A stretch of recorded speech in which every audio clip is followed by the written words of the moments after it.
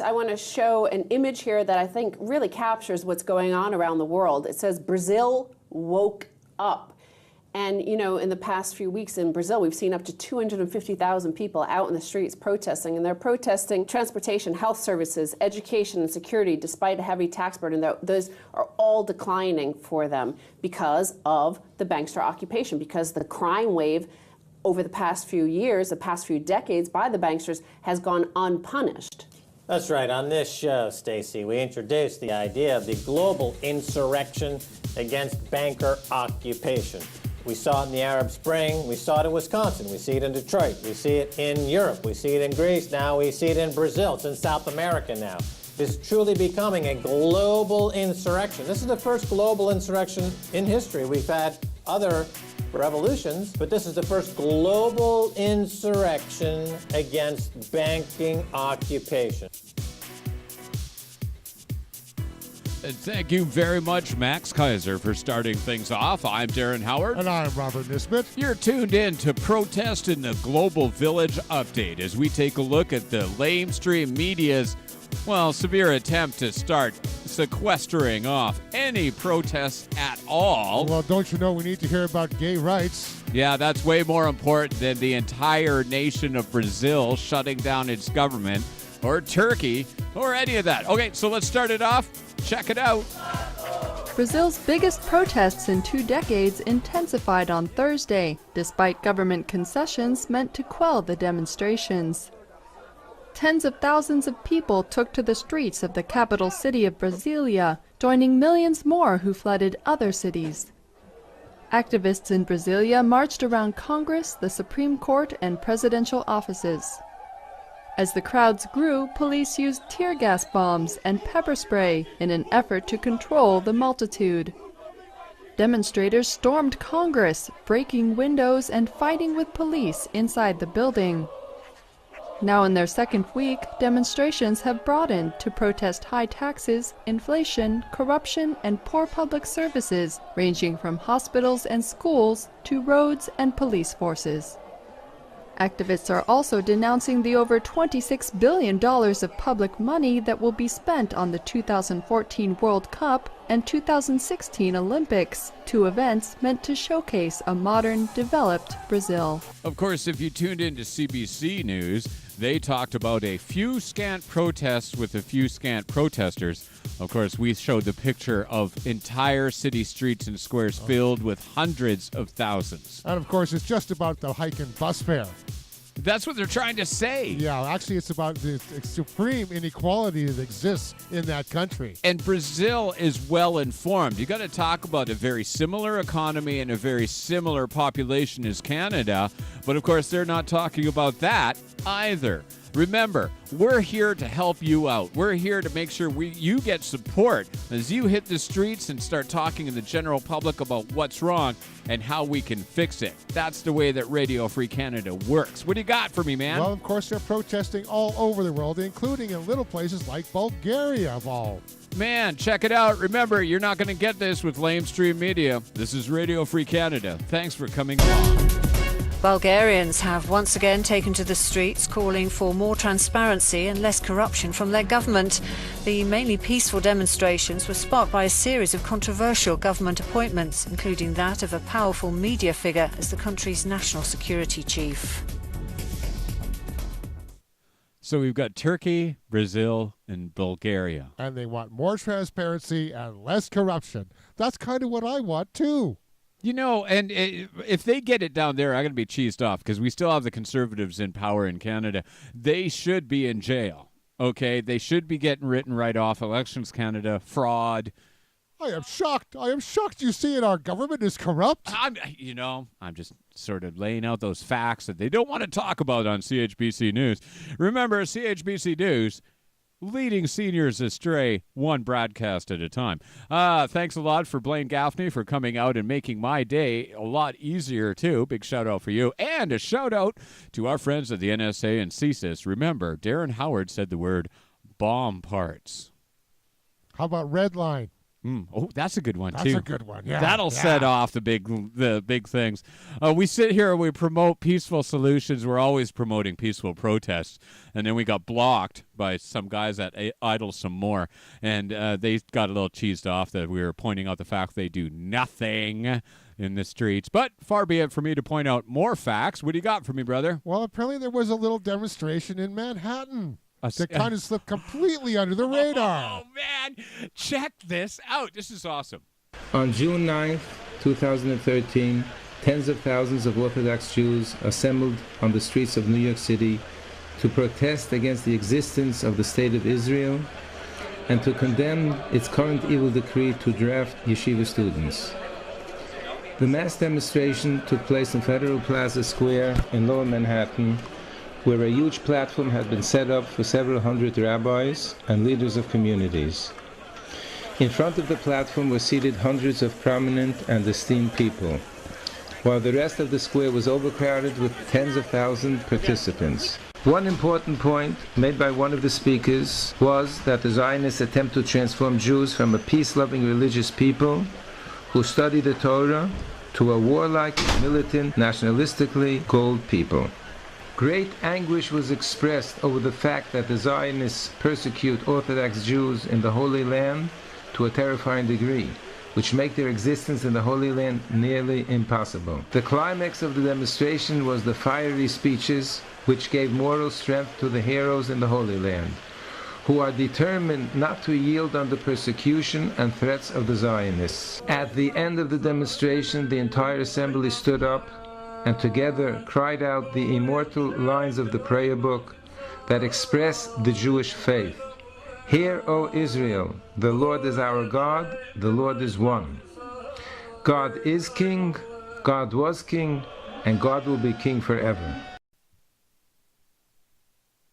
So tens of thousands of Orthodox Jews out in the streets of Manhattan, and not a word of it in the mainstream media. Not one word. 10,000, tens of thousands. Okay, CBC, where are you? CTV, Global, MSN, NBC. Come on. Well, I think it kind of matters who owns these media stations. And you would say, all the guys that are out there, who way out on the fanatical wing said, well, the Jews own all of the media broadcast stations, but they didn't show their own people. Well, because it's, the state Jews, the Zionists who actually own it, not the people who actually practice the tenets of the religion. That's right, okay, but it's the same thing. You've got your leaders leading those people, but down the wrong path, exactly the same thing as the conservatives are doing in Canada. And you can't listen to the leaders and judge the people. They might be terrorists. They're calling for the end of the state of Israel. Wouldn't that be considered terrorism? I think so. And they're going to be on a watch list just like we are. Actually, I've been talking about this quite extensively, too. The fact that unions are not standing up for their rights right here in Canada. But check this out in Italy.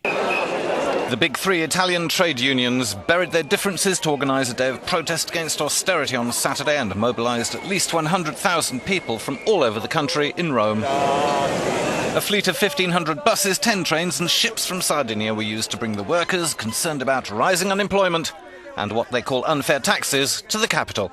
We're here this morning to say that our country needs fast answers to allow us to get over this crisis. It's important to send a sign to the government that work must be the major issue of their agenda. If we have work, we can move ahead. With the headline slogan, Together for Work, the big three came together for the first time in a decade. Both unions and employers have criticised recent labour reforms, which have done little to ease the situation. Unemployment for the under-24s has now hit 40%, an all-time record. Now, this is a story that we got to follow. 40% unemployment in Italy, the great lie that's propagated in Canada. Our unemployment rate only counts people on welfare and UI, and they tighten the rules up so much you don't even qualify anymore. And, of course, you're getting all these rosy reports from economic forums about how the economy is improving. Wow. Really? Well, that's what they keep telling us. That's the propaganda. They keep shoveling out there. The propaganda does not weigh up against the reality of being a manager in this town. In Kelowna, British Columbia, if you put one job out, you get 200 resumes. And that is not a reflection of what the local unemployment rate is. We're going to start arranging for all of the unemployed people who want a job and those people who are employed by the marijuana industry to get together and voice their concerns, because that's the last thing that the major news and local government wants, is just to point out the fact that the unemployment rate is a lie. However, one of the people that are benefiting from this global insurrection are the tear gas manufacturers. Security forces' actions against protesters is coming under the scrutiny of the global eye. We haven't seen abuses on this scale in such a sustained way and across major cities across Turkey for a very long time. Overuse of tear gas is just one of many allegations against the government. It's been used against peaceful demonstrators, so firstly that's wrong, and secondly that it's been used in massive quantities in a way that's damaging to health. Even doctors say they have been targeted. 200 doctors joined roughly 2,000 union members at this rally in Ankara on Monday, demanding an end to the crackdown.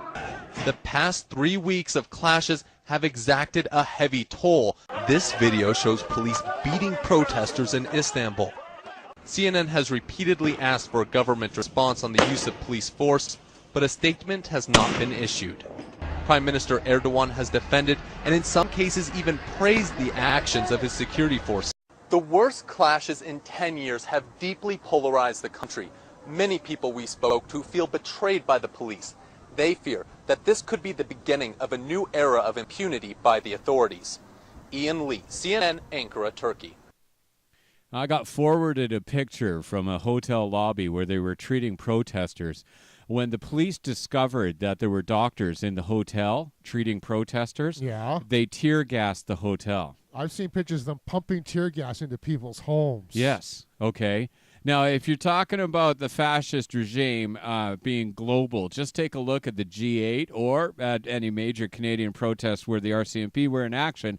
You'll see exactly the same thing. It's like they're all playing off the same rule book. Well, suppression and police brutality seem to be pretty standard reactions to people actually wanting changes. Of course, try to be a cop in Tunisia or Egypt right now. They hunt you down. Okay, in Turkey, they're hunting down the families, unfortunately, because the police got out of control and they're just following orders. Yeah. Well, good luck with that. Just take a look at the way it worked out in Nazi Germany, and you'll find out what's at the end of that trail. Okay, I do want to fit this one in because this is something lamestream media ignored. Yes? Oh, it's just too funny for words. An American entrepreneur is being held captive by angry workers in his own factory on the outskirts of Beijing. Chip Starnes, the co-founder of Florida-based Specialty Medical Supplies, has been speaking to reporters through the window of the plant. He says he's been a prisoner there since Friday. It all started when 30 employees were given severance packages after the department was phased out.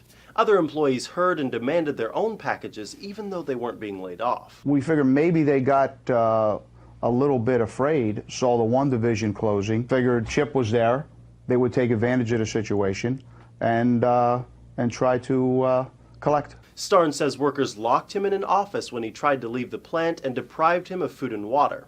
And when he tried to sleep, they reportedly banged on the windows and doors and shined light in his eyes. About 80 of Starnes' 110 employees are apparently blocking doors and gates to keep him on lockdown. Starnes workers are saying they're not keeping him as their prisoner, they just want to negotiate.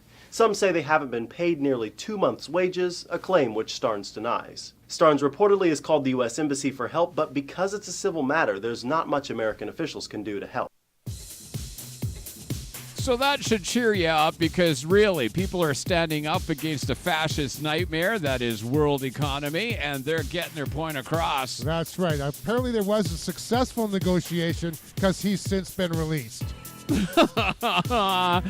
Hey guys, in your corporate fascist world, wake up and pay attention. Just because your world is full of greed doesn't mean you count for anything except yourself, and we're happy to leave you swinging. I'm Darren Howard. And I'm Robert Nisbet. Remember, there is a better way, and we're here to support you as you stand up for what's right. Join anybody out in the streets. Bring truth out there, because lamestream media won't. We're Radio Free Canada. This is Video Radio. Thanks for tuning in. We're coming back with Mainstream Mrs. One of my favorite parts right here. So cool working around here. We'll be right back.